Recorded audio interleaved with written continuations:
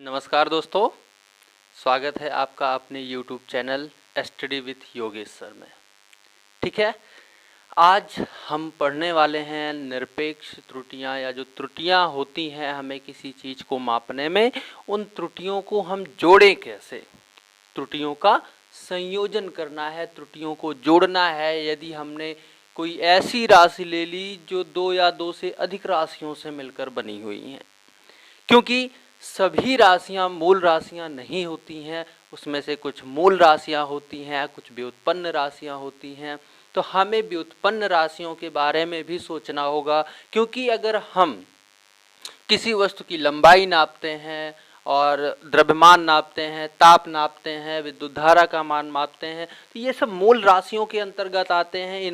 इनमें त्रुटि निकालने के लिए हमें बहुत ज़्यादा दिक्कतों का सामना नहीं करना पड़ता, चाहे हम उनकी भिन्नात्मक त्रुटियां निकाल लें, चाहे निरपेक्ष त्रुटि निकाल लें, चाहे आपेक्षिक त्रुटि निकाल लें, चाहे माध्य निरपेक्ष त्रुटि निकाल लें और चाहे प्रतिशत त्रुटि निकाल लें।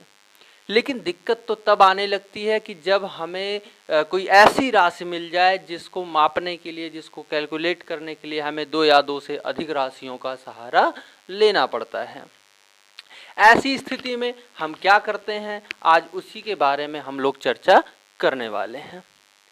ठीक है, जैसे सबसे पहले हम त्रुटियों के संयोजन में आपको बता देते हैं कौन कौन सी कंडीशन आ सकती हैं। आपको दो या दो से अधिक राशियां धन के रूप में यानी कि जोड़ के रूप में मिल सकती हैं, या दो या दो से अधिक राशियां ऋण यानी कि घटाव के रूप में मिल सकती हैं, गुणा के रूप में, भाग के रूप में और घात के रूप में। हम आपको सभी के फॉर्मूले भी बता दूंगा कि ऐसी कौन सी राशि है जो दो या दो से अधिक राशियों से धन, ऋण, जोड़ मतलब कि गुणा, भाग और घात के रूप में मिली होती है। तो सबसे पहले हमारा सबसे पहली जो हेडिंग है त्रुटियों का संयोजन में, वो है योग संक्रिया में त्रुटियों का संयोजन। योग संक्रिया में त्रुटियों का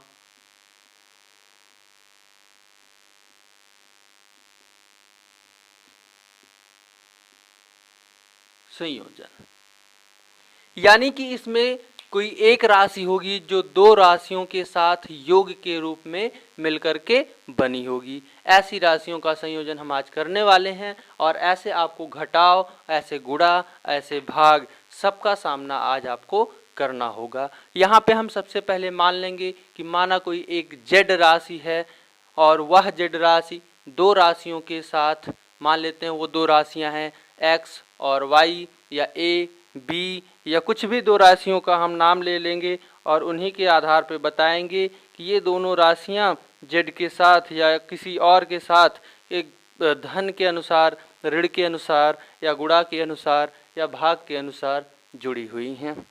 उसके बाद उसकी हम लोग व्याख्या करेंगे और देखेंगे कि अधिकतम त्रुटि कितनी पाई जा सकती है, न्यूनतम त्रुटि कितनी पाई जा सकती है। तो आइए सबसे पहले धन वाले के बारे में चर्चा करते हैं। मान लेते हैं, माना दो राशियां ए और बी, माना दो राशियां हैं हमारे पास। वो कौन कौन है? ए है और बी है। इन दोनों को हमने मापा और मापने के बाद जो मापन आया वो पहले का ए का आया A plus minus del A, और बी का जो मापन आया वो B plus minus del B.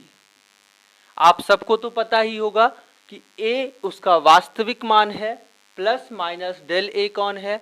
ये डेल ए आपका निरपेक्ष त्रुटि है। यानी कि अगर उसका वास्तविक मान ए होगा और उसको हम मापेंगे तो मापने में धन या ऋण यानी कि या तो ज़्यादा होगा या तो कम होगा। कितने की? डेल ए की। डेल ए का मान क्या होता है? उसका माध्य मान और उसको मापा गया मान। जब दोनों मानों को हम एक दूसरे से घटाते हैं तो जो मान निकल के आता है वही हमारी निरपेक्ष त्रुटि होती है। पिछले वीडियो में इसको हम लोगों ने पढ़ा था। तो हमने दो राशियां लिया ए और बी, और इनको जब नापा तो मापन इतना और इतना आया। अब मान लेते हैं ये दोनों राशियां किसी तीसरी राशि के साथ जुड़ी हुई थी। वो तीसरी राशि थी कौन? हमारी जेड। और जुड़ी किसके रूप में थी? हम क्योंकि योग वाला पढ़ रहे हैं इसलिए जेड बराबर ए प्लस बी के अनुसार जुड़ी हुई थी। यानी कि जेड एक तीसरी राशि का निर्माण किया था जेड का, और वो किससे हुआ था जेड का निर्माण? एक राशि ए थी, दूसरी राशि बी थी। ये दोनों राशियां धन के साथ जुड़ी हुई थी। अब हमने अगर ए को मापा तो इतना आया, बी को मापा तो इतना आया। जब इनके दोनों के मान हम यहाँ पे रखेंगे तो जो रिजल्ट आएगा उस रिजल्ट में कितने परसेंट की या कितनी की त्रुटि हो सकती है, यही निकालना आज का हमारा टॉपिक है। चलिए स्टार्ट करते हैं। तो मान लेते हैं जेड में जो त्रुटि आती है वो मान कितना आया? ठीक, Z plus minus del Z, यानी कि उसका जो रिजल्ट आया वास्तविक मान जेड होना चाहिए था, लेकिन प्लस माइनस यानी कि उसमें जो निरपेक्ष त्रुटि आई वो प्लस माइनस कितनी थी? जेड थी। अब ए का मान रख देते हैं। ए का जो मापन हमने किया था ए प्लस माइनस डेल ए। बी का भी मान रख देते हैं प्लस, क्योंकि ऐड के रूप में जुड़े हुए हैं तो B plus minus del B. आइए इसको हल करते हैं। Plus minus del Z is equal to A plus B, इधर एक साथ ले लेते हैं। यहाँ पे आपका बचा प्लस माइनस डेल ए और यहाँ पे बचा प्लस माइनस डेल बी। अगर हम देखें तो ए प्लस बी यहाँ भी है, यहाँ भी है, यहाँ भी है, और ये बराबर किसके है? जेड के। यानी कि जहाँ पे ए प्लस बी है वहाँ पे हम जेड लिख सकते हैं। तो Z plus minus del Z is equal to Z plus minus del A plus minus del B. ये जेड आपका प्लस में इधर आएगा माइनस में, और जेड से जेड कैंसिल हो जाएगा, बचेगा आपका plus minus del Z is equal to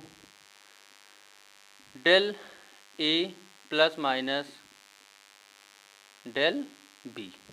ठीक है ना? अर्थात डेल जेड कौन है? ये हमारी निरपेक्ष त्रुटि है, यानी कि जो हमारा वास्तविक जो हमारी राशि थी उसमें निरपेक्ष त्रुटि का मान जो आएगा वो plus minus del A plus minus del B हो सकता है। यही हमारी त्रुटि कहलाएगी। लेकिन ये चार स्थितियों में हो सकती है, इसको हम चार रूपों में निकाल सकते हैं, क्योंकि इसमें भी प्लस माइनस है, इसमें भी प्लस माइनस है। आइए सबसे पहले कैसे क्या होता है। तो डेल जेड का मान 4 हो सकता है। कितने हो सकते हैं मान? 4। एक बार इसका प्लस लेंगे, इसका प्लस, यानी कि जब इसमें प्लस लेंगे तो प्लस डेल ए, फिर इसका भी प्लस डेल बी। अब इसका प्लस लेंगे लेकिन इसका वाला माइनस लेंगे, यानी कि del A minus del B. अब इसका माइनस लेंगे, इसका प्लस लेंगे, तो ये हो जाएगा minus del A plus del B, और फिर इसका माइनस और इसका भी माइनस माइनस डेल ए माइनस डेल बी। अगर हम इन चारों, ये डेल जेड के 4 मान आए, 1 2 3 और 4। अगर इसमें से आपसे पूछा जाए कि किस मान का मान अधिकतम होगा, कौन सी वैल्यू इसमें से सबसे ज़्यादा होगी, तो सबसे ज़्यादा वैल्यू कौन सी होगी? Del A plus del B, क्योंकि इसमें दोनों धनात्मक हैं। यही त्रुटि आपकी अधिकतम त्रुटि कहलाएगी। एक उदाहरण आपको बता देते हैं। जैसे कि दिया गया है क्वेश्चन, इसमें आंकिक प्रश्न आपका दिया गया है। वो प्रश्न क्या कह रहा है सुनिएगा। कह रहा है कि 2 छड़ों की लंबाइयाँ हमने मापी, जिसमें से पहले की लंबाई थी 3.61 प्लस माइनस 0.2। सवाल आप नोट कर सकते हो, मैं इसको मिटा दे रहा हूँ। अधिकतम त्रुटि यही हो सकती है। आइए, इन तीनों से हमें कोई मतलब नहीं। अगर हमसे न्यूनतम त्रुटि ज्ञात करने को कहता तो हम इसमें से इसको घटा देते, तब हमारी क्या आती? न्यूनतम त्रुटि आती। और अगर हमसे कहता अधिकतम त्रुटि ज्ञात करो तो हम दोनों को जोड़ देते हैं।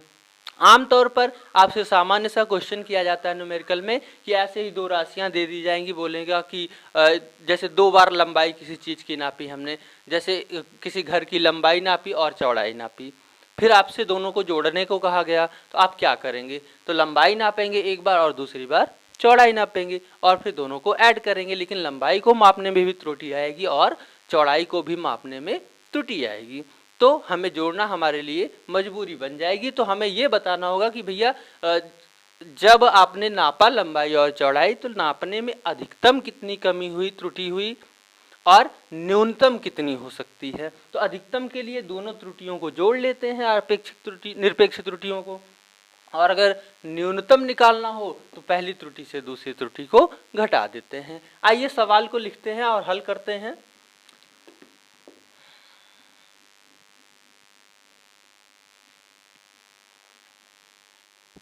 ठीक है, सवाल क्या कह रहा है, दो छड़ थे, उनकी लंबाइयां कितनी कितनी थी, 3.61, L1 is equal to 3.61 plus minus, इसमें की निरपेक्ष जो त्रुटि है वो 0.2 है।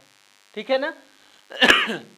और तथा दूसरे की लंबाई 11.2, L2 जो थी 11.2 प्लस माइनस 0.1। अब सवाल में आगे क्या कह रहा है कि उनकी संयुक्त लंबाइयां ज्ञात करो, यानी कि उनको कुल लंबाई उनकी ज्ञात करना है। यहाँ पे आपको सिर्फ त्रुटि नहीं बताना कि कुल कितनी त्रुटि आई, यहाँ पे आपको संयुक्त लंबाई बताना है। तो L is equal to L1 plus L2, जैसे आपने इसका डेरिवेशन सूत्र का किया था सेम वैसे ही यहाँ पे हम करेंगे और यहाँ पे हम मान निकालेंगे। तो L1 की वैल्यू कितनी है, 3.61 प्लस माइनस 0.2, एक ब्रैकेट में प्लस का निशान, L2 का मान 11.2 प्लस माइनस 0.1। क्या किए थे हमने, यहाँ पे ये हमारी जो प्लस माइनस में होता है ये निरपेक्ष त्रुटि होती है, और जो सामने वाला होता है उसका वास्तविक मान होता है। और हमने क्या किया था, सूत्र में वास्तविक मान को एक साथ ले लिया था और त्रुटियों को एक साथ ले लिया था। वहाँ यही काम यहाँ भी करेंगे, 3.61 और धन 11.2 और फिर प्लस माइनस 0.2 और प्लस माइनस 0.1। ठीक है, आगे इसे हल करते हैं। ये आपका हो जाएगा 1, 6, 2, 8 और 11, 3, 14 और प्लस माइनस इन दोनों को जोड़ लेंगे 0.3। ठीक है, अर्थात उसकी जो संयुक्त लंबाई आएगी, संयुक्त लंबाई में जो निरपेक्ष त्रुटि होगी वो 0.3 सेंटीमीटर मीटर, जो भी इकाई इसकी रही होगी वो हमारी निरपेक्ष त्रुटि हो जाएगी और ये उसका वास्तविक मान हो जाएगा।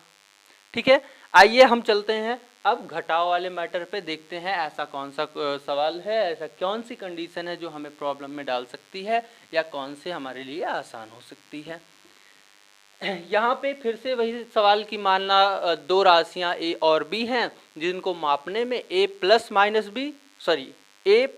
डेल a तथा b plus minus del b इनको मापा गया और ये किसी z के साथ कनेक्ट थी। और वो कनेक्शन इनका क्या था, पहली बात तो a का मापन जो हुआ वो a plus minus del a और b का जो मापन हुआ b plus minus del b। तो आप तीसरी राशि के साथ a माइनस b, इस बार ये घटाव के रूप में है, त्रुटियों को घटाना है इस बार हमको। ठीक है ना। अब इसमें भी वही पुरानी प्रक्रिया, हम a की वैल्यू b की वैल्यू और z में मान लेते हैं, जो त्रुटि आई वो z plus del z minus थी। z plus minus del z is equal to a plus minus del a, फिर बीच में माइनस का निशान भूलेंगे नहीं, b plus minus del b।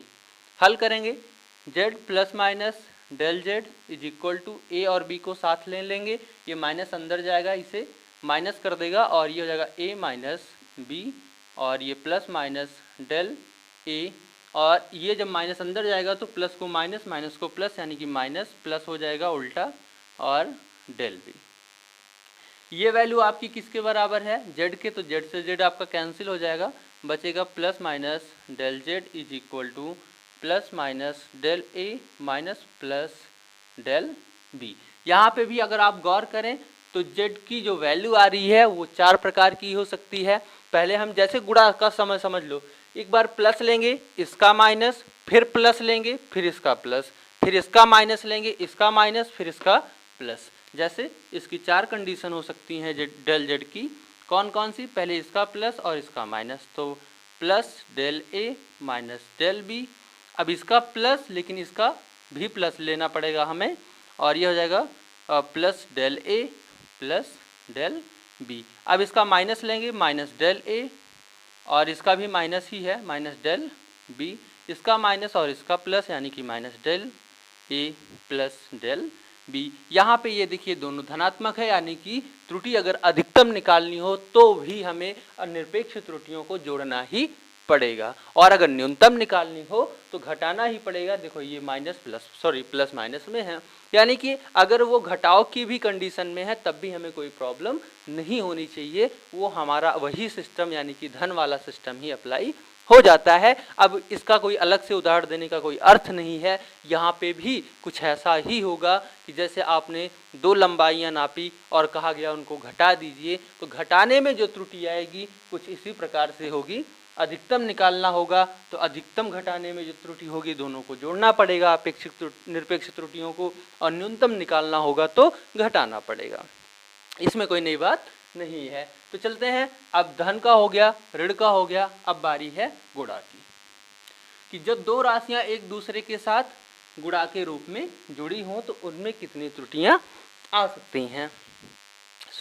और हो सकता है वीडियो लंबा हो जाए, इसलिए मैं वीडियो को रोक करके दूसरा वीडियो आपको दूंगा, लेकिन बहुत लंबा हो जाने से वीडियो में अपलोडिंग में प्रॉब्लम आती है, इसलिए थोड़ा सा आप लोग मैनेज करिएगा।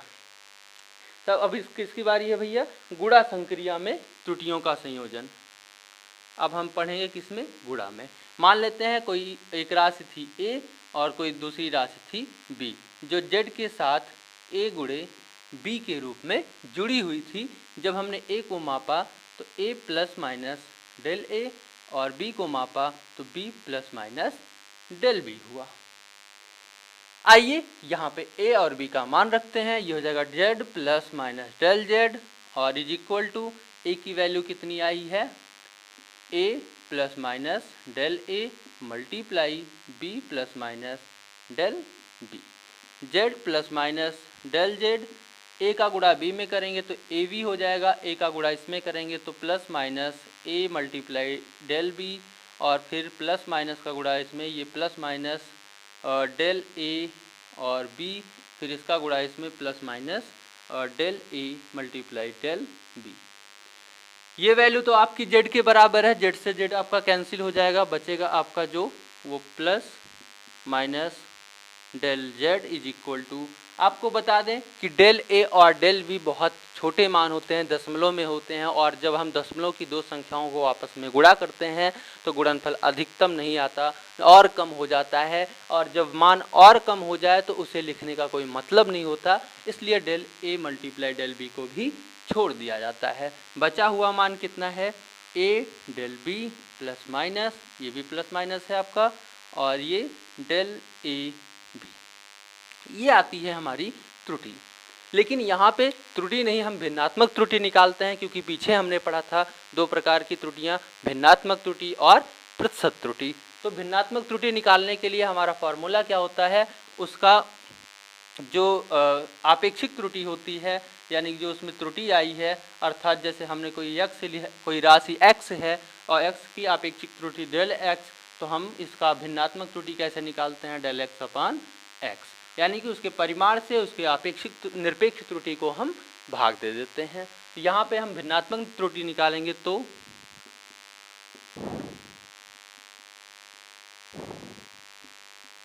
भिन्नात्मक त्रुटि ये हो जाएगा del Z upon Z is equal to, A B से यहाँ पे भाग देना होगा, ए बी इसका परिमाण होगा, तो ए से ए कट जाएगा, आपका बचेगा डेल बी अपान बी प्लस माइनस, यहाँ भी प्लस माइनस, और डेल ए अपान ए, क्योंकि ए बी से भाग देंगे तो बी से बी कट जाएगा, आपका ए रह जाएगा। यहाँ पे भी अगर आप देखें तो भिन्नात्मक त्रुटि में भी चार कंडीशन है, एक बार प्लस लेंगे, फिर प्लस माइनस के साथ, फिर माइनस लेंगे इस प्लस माइनस के साथ, चार अप्लाई होगी, और यहाँ पे फिर से वही ऐड करने पे अधिकतम त्रुटि और घटाने पे न्यूनतम त्रुटि का मान आ जाएगा। अब बचा हुआ है भाग की संक्रिया और कौन सी? घात की संक्रिया। इसको हम अगली वीडियो में बताएंगे और इन पर एक एक उदाहरण भी बताएंगे। गुणा पर भी एक एग्जाम्पल आपको अगली वीडियो में बताया जाएगा। अगर आपको अगली वीडियो देखनी है तो आप पहले तो इसको चैनल को सब्सक्राइब कर लो, अगर आप वीडियो पहली बार देख रहे हैं तो। तब मिलते हैं अब आपको अगली वीडियो में, तब तक के लिए खुश रहो।